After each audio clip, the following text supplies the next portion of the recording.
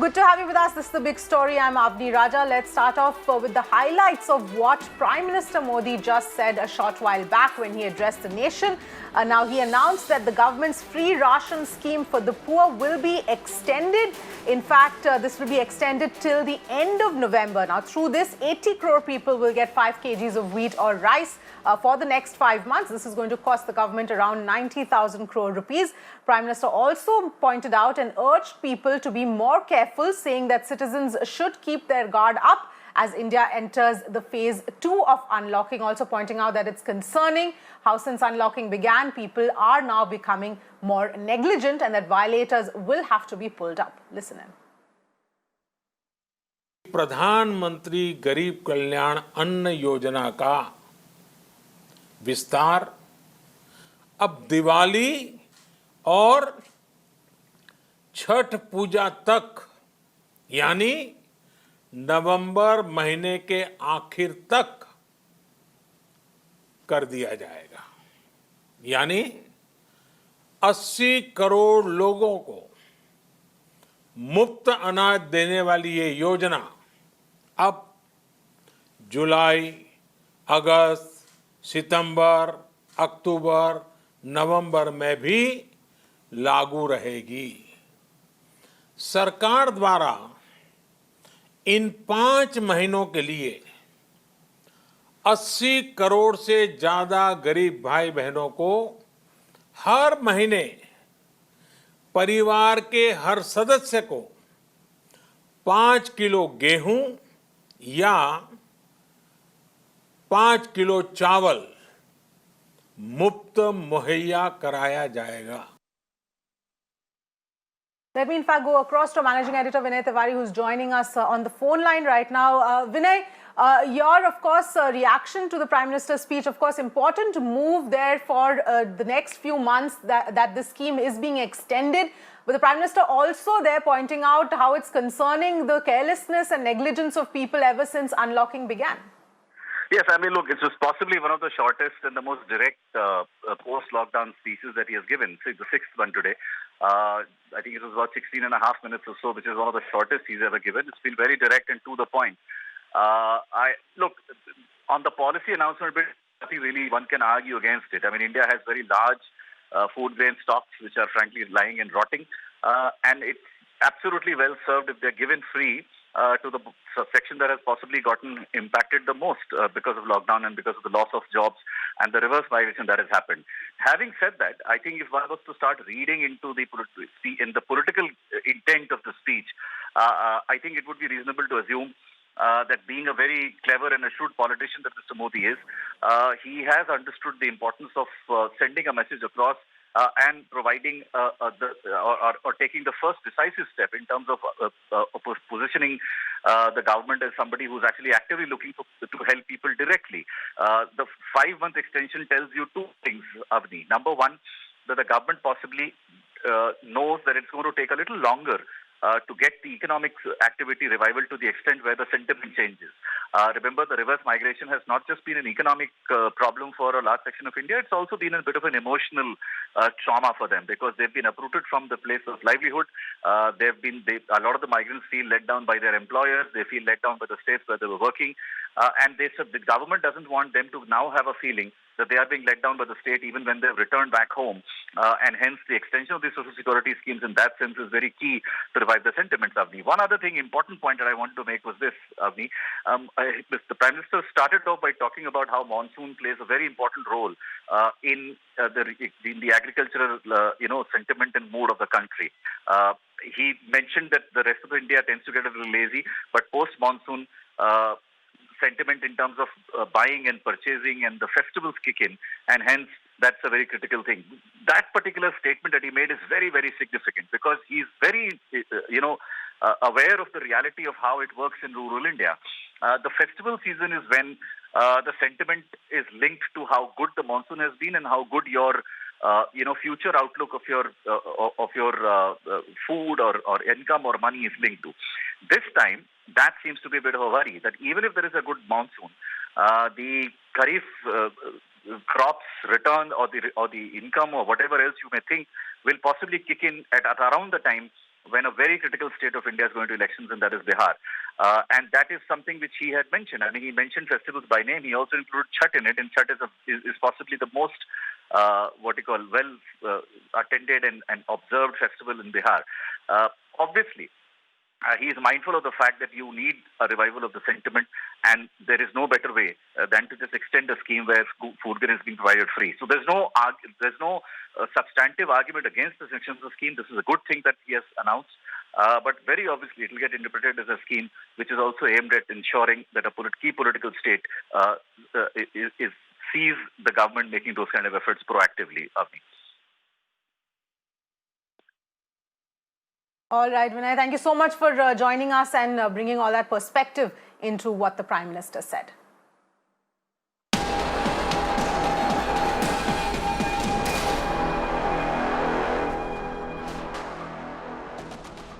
And we've got news that's coming in. This is with regard to the Thoothukudi Custodial Deaths case. Now, the forensic team has been gathering evidence at the police station where this incident occurred. The magistrate is also present at the police station. The Madurai bench of the Madras High Court, remember, yesterday said that the magistrate appointed for the judicial probe can have the forensic team assist him to gather evidence in the case.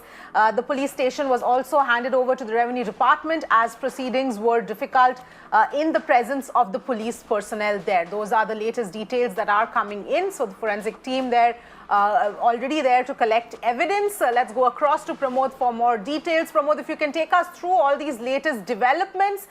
In fact, the forensic team is now there to already collect evidence.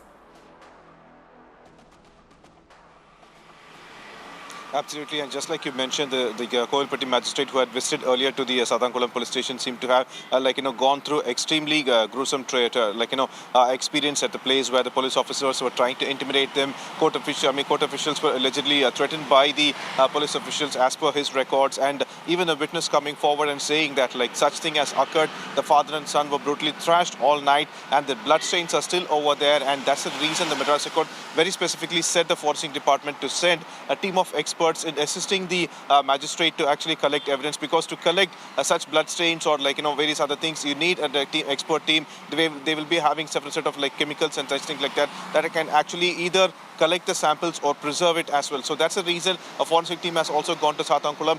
Now, as per the magistrate record, it seems like most of the gruesome events for Jairaj and Benix had occurred in Sadankulam police station. So that's the reason it has come under the revenue department's custody as well, and as much as evidence is being collected from that area on this case.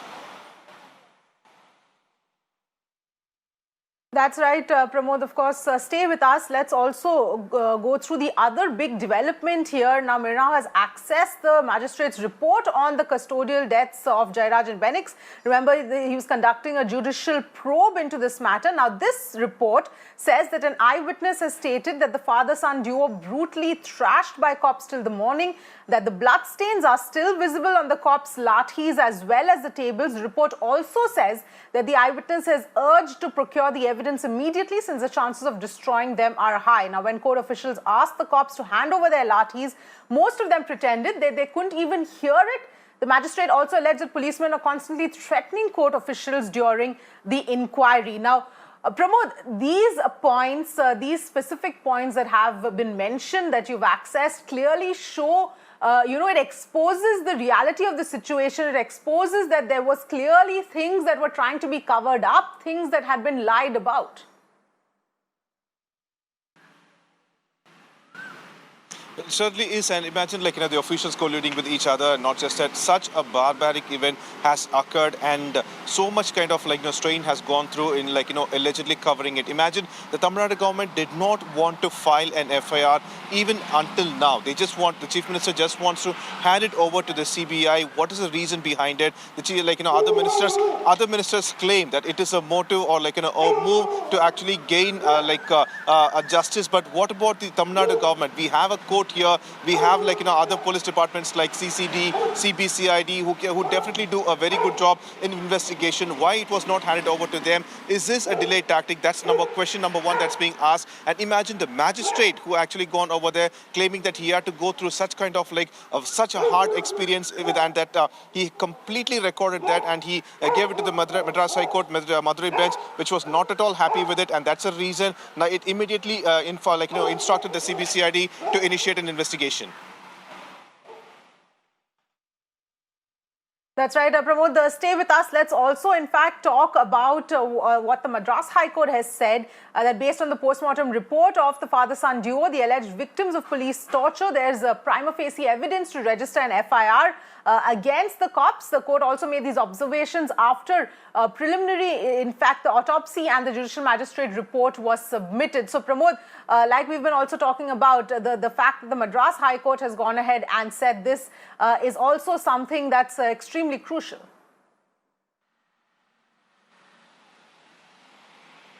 Well, it surely is, and the thing is that from the starting, you should know that the importance of Madras High Court Madurai bench in it, because even though Thoothukudi magistrate has gone ahead and initiated investigation, Madras High Court Madurai bench, which took Suo Moto cognizance of it, considering the amount of evidence that was mounting up, said that it will go through the case clearly, and that's the reason. But simultaneously, it asked the Kovilpatti magistrate to go ahead and collect the information. That was the way the Madras High Court held that thing, and now the Madras High Court has very clearly mentioned that even though so many experts, so many relatives are asking the state government the question, why no FIR has been filed on it, Madras High Court also made it very clear that there is prima facie evidence based on the magistrate report and the preliminary autopsy report which has been given to the Madras High Court, that there is prima facie evidence for filing charges, and it has informed instructed the CBCID to go ahead with it.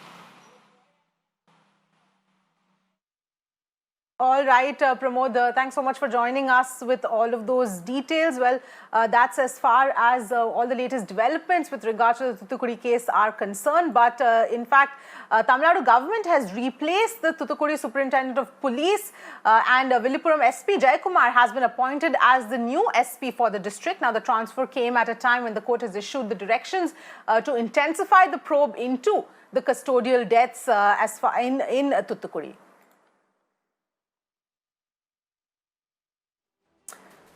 And time now to slip into a quick break, but we've got more news on the other side. Stay tuned.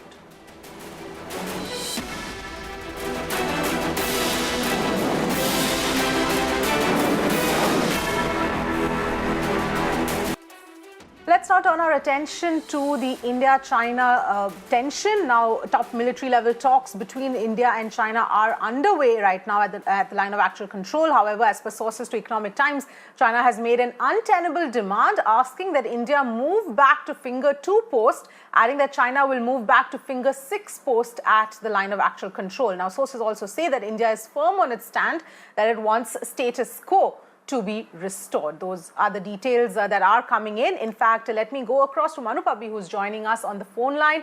Manu Pabi, thank you so much for joining us. If you can take us through what you're picking up from sources in terms of this untenable demand that has been made, and what is now the way forward? See, the demand is totally untenable for the reason that the aggression has been displayed by China this time. They are the ones who moved ahead. For years, this area has not been held by force. For years, it was only patrolled. So the Chinese changed the status quo on the ground by moving in troops to Finger 4. They're demanding us to go further back to 2. This is something that India cannot agree to. Secondly, as we've seen in Galwan, even after a promise is made that we will move back, the tendency on the Chinese side has been not to follow through on the promise. And the reason Colonel Babu went in troops and the skirmish occurred is because the Chinese did not follow what was talked about. So very difficult now for the army to, really understand or agree with what the Chinese are doing. The way forward, as India sees it, I think, is that as China has made the first move of, scaling up tension on the border, they have to take the first move to go back. And if they do withdraw and if they thin out, then there's a possibility of this thing ending, in a normal manner. But as far as we can see, this is the third level of talks today. We still have to find out what's happened. They're still not over. But in the last 2 levels of talks, we figured out that the Chinese are not willing to discuss much or to move much on the ground. So it really is a stalemate. We believe that this stalemate could well enter into the winters. And I think we'll have to wait and watch. But on the ground, situation remains the same. The build-up remains the same. In fact, over the past few days, the Chinese have actually consolidated their positions. We've seen reports of them building more kings at the back. They brought in more troops. So it is quite tense. And of course, the Chinese deployment has been matched and mirrored by us in stronger numbers. But I think it is not going to be a one-day affair or a one-week affair. We have to be prepared for a long haul as far as the situation goes on the border. All right, Manu, thank you so much for joining us with all of those details. Like you said, is something we're going to have to wait and watch how it pans out at this point in time.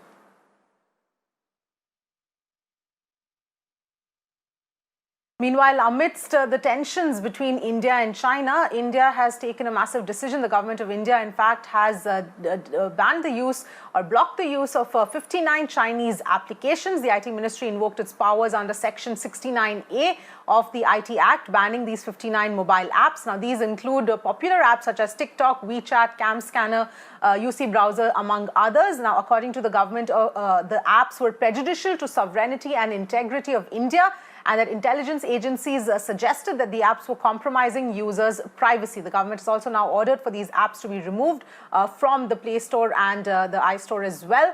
And the Chinese Foreign Ministry, meanwhile, spokesperson has reacted to this development, saying that China is strongly concerned and is verifying the situation. Let me, in fact, go across to Tanvi Shukla, who's joining me on the phone line. Tanvi, this, of course, is a massive decision that has been taken to ban 59 of these Chinese apps, given the escalating tensions between India and China. But obviously now the way forward is going to be to see how it's actually going to be implemented, the block versus the ban. What is the process that's going to be followed? What about existing users as well? So there are still a lot of questions that are unanswered. Yes, well, I mean, to begin with, that's why the experts actually say that we must point out that this is actually the decision to block these apps. Not essentially a ban in the ways that the government has used it, but at the end of the day, what it means is that they don't want people in India to be using these apps. The simplest and the fastest thing that could have been done to implement this is to get these apps removed from your various app stores, whether it's on Android or other platforms, on Play stores, and that's been done. The other part, which has not yet been implemented, is for those who already have the apps. And all right, Tanvi, my apologies here. The Congress is briefing and they're reacting to the Prime Minister's speech. We're going to cut into that. लोग पैदल चल के अपने घर पहुंचे, आज बेरोजगार है, उनके पास कुछ करने को नहीं है, एक निर्णायक कदम लेंगे। हमें उम्मीद थी कि प्रधानमंत्री जी अपना अहंकार त्याग कर और कहीं ना कहीं राष्ट्र हित को और राजधर्म निभाते हुए हमारी कांग्रेस की, सोनिया जी की, राहुल जी की बात मानेंगे और 7500 रुपए का जो डायरेक्ट कैश ट्रांसफर की हमने बात करी है उसको अनाउंस करेंगे प्रतिमाह के लिए और लोगों की गंभीर तकलीफों को दूर करेंगे। और हमें सबसे ज्यादा उम्मीद थी कि आज प्रधानमंत्री जी जब राष्ट्र को संबोधित करने जा रहे थे, 100 दिन में पहली बार जब वो राष्ट्र से रूबरू हो रहे थे, तो वो आंख में आंख डालकर हमारे दुश्मन चीन से बात करेंगे, मजबूती का संदेश देंगे। हमें उम्मीद थी कि वो अपने अंदर बसे हुए पता नहीं किस चीन के खौफ या डर को निकाल फेंकेंगे और एक जिसको विश्वगुरु कहा जाता है भारत का, उसका परिचय देंगे और डंके की चोट पर चीन से बात करेंगे। लेकिन खेद है कि खोदा पहाड़ और निकली चुहिया। प्रधानमंत्री जी ने एक योजना जो चल रही है उसके मियर एक्सटेंशन की बात करी, एडमिनिस्ट्रेटिव डिसीजन होता है, लेकिन उसके पहले मैं कुछ कहना चाहती हूँ। प्रधानमंत्री जी ने अपनी बातचीत शुरू करते वक्त कहा कि आज हम अच्छी स्थिति में हैं, स्थिति कंट्रोल में है। वो कौन से आंकड़े देखकर ये कह रहे हैं मुझे नहीं पता, क्योंकि हर आंकड़ा ये दिखाता है कि स्थिति अत्यंत गंभीर है कोरोना को लेकर के। आज हमारे देश में 5,67,000 कोरोना के मामले हैं। हम पूरी दुनिया में चौथे नंबर पर हैं। हम पूरे विश्व में कोरोना फैलने की सबसे तेज दर भारत में रही है। प्रतिदिन करीब 20,000 मामले सामने आ रहे हैं और जो टेस्ट पॉजिटिव रेट होता है, आप कितने लोगों को टेस्ट कर रहे हैं उसमें कितने से कितने पॉजिटिव आ रहे हैं, वो पहले 4% था, फिर 5 हुआ, 7, 8 हुआ, अब वो 11.4% है। नियरली 11.5% हमारा टेस्ट पॉजिटिव रेट है और ऐसा नहीं है कि ये ज्यादा टेस्टिंग के कारण हो रहा है, क्योंकि अभी भी 5 सबसे ऊंचे देशों में जिनमें कोरोना के मामले हैं, हम सबसे कम टेस्टिंग कर रहे हैं। पर मिलियन पे हमारी टेस्टिंग अभी भी 4 डिजिट की है। ब्राजील 5 डिजिट की टेस्टिंग कर रहा है पर मिलियन पे। यूके, यूएस, रशिया वगैरह तो 6 डिजिट की टेस्टिंग कर रहे हैं पर मिलियन पे। खैर, मैं बात करती हूं आज के, तो पता नहीं प्रधानमंत्री जी किस आंकड़े को देख के कह रहे हैं कि सिचुएशन ठीक है। सिचुएशन अत्यंत गंभीर है और जब तक वो इस गंभीरता को गंभीरता से नहीं लेंगे तब तक कोई निवारण होने का नहीं है। उसके बाद प्रधानमंत्री जी ने 17 मिनट का एक भाषण दिया और 17 मिनट के भाषण में उन्होंने कहा कि जो प्रधानमंत्री गरीब कल्याण अन्न योजना है उसको नवंबर तक के लिए बढ़ा दिया जाएगा। मैं आप सब पत्रकार बंधुओं को ये याद दिलाना चाहती हूं कि ये चिट्ठी तो कांग्रेस अध्यक्ष सोनिया गांधी जी ने पहले ही प्रधानमंत्री जी को लिखी थी। मल्टीपल प्लेटफॉर्म से कांग्रेस के तमाम नेताओं ने, राहुल जी ने, सबने कहा था कि इसको आप सितंबर तक के लिए बढ़ा दीजिए। सोनिया जी ने अपने पत्र में लिखकर ये बोला है कि ये जो अन्न की स्कीम है इसको सितंबर तक बढ़ा दिया जाए। खैर, प्रधानमंत्री जी ने आए, एक एडमिनिस्ट्रेटिव डिसीजन था स्कीम को बढ़ाना, उसके बारे में उन्होंने बोला और वहीं पर बोलते हुए उन्होंने कहा कि इतना पैसा लगेगा, ये लगेगा। ये अनाज आपके गोडाउनों में भरा हुआ है, एफसीआई के गोडाउन लबालब है अनाज से। हमारे किसानों की मेहनत और उनके श्रम का नतीजा है कि अन्न की कोई कमी नहीं है देश में। लेकिन 2 चीजें साफ होती हैं प्रधानमंत्री के वक्तव्य से। एक, उन्होंने आज देश को बता दिया है कि इस महामारी, इस आर्थिक मंदी का प्रभाव अभी लंबा चलना है। नवंबर तक तो उन्होंने एडमिट कर लिया है, उन्होंने ये स्वीकार कर लिया कि नवंबर तक तो दिक्कतें रहने वाली हैं। और दूसरा, उन्होंने आज देश के सामने ये भी खुलासा कर दिया कि उनके दिमाग में बिहार चुनाव के अलावा कुछ रहने वाला नहीं है। छठ हम सब लोग मनाते हैं, बिहार की बातें होनी भी चाहिए, लेकिन जिस तरह से बार-बार बिहार का रेफरेंस कर रहे थे, उनके दिमाग में बिहार का चुनाव है, तो ये बड़े 2 इन्फ्लुएंस हैं। खैर, इसके अलावा मैं एक बात और कहना चाहती हूँ कि प्रधानमंत्री जी से कुछ तो सवाल पूछे ही जाएंगे कि आप इस अन्न योजना का आपने विस्तार कर दिया, अच्छी बात है, लेकिन क्या सिर्फ अन्न खा के, सिर्फ सूखा गेहूं से बना आटा खा के या चावल खाकर आदमी जी जाएगा? 1 किलो चने की दाल लेकर, अरे उसको सब्जियां चाहिए, दूध चाहिए, फल चाहिए, दवाइयां चाहिए, तरह तरह की चीजें चाहिए होती हैं। और इसीलिए बार बार हमारा कहना है कि आपको 7500 रुपए लोगों के अकाउंट में डालने ही पड़ेंगे हर महीने, तभी उनकी स्थिति सुधरेगी, अर्थव्यवस्था वापस पटरी पर आएगी। आप जब तक इस सच से भागते रहिएगा तब तक किसी समस्या का कोई समाधान नहीं होना है। मैं अंत में आप पत्रकार बंधुओं के साथ एक छोटा सा डेटा शेयर कर रही हूं और वो हम एआईसीसी से शेयर भी करेंगे आपके साथ। कोरोना की महामारी आने के बाद विश्व बैंक से भारत ने $2 बिलियन का लोन लिया है। एडीबी से भी लोन लिया गया $1.5 बिलियन का। आईएमएफ से $4 बिलियन का जो लोन है वो पाइपलाइन में है, वो प्रोसेस में है, वो भी आ जाएगा। पीएम केयर फंड में लगभग 20-30 हजार करोड़ रुपए इकट्ठा हो चुका है। तो कुछ तो सवाल उठते ही है कि भाई इस धन का उपयोग कहां किया जा रहा है? राज्यों को वित्तीय राहत क्यों नहीं दी जा रही है? गरीबों को नगद पैसा क्यों नहीं ट्रांसफर किया जा रहा है?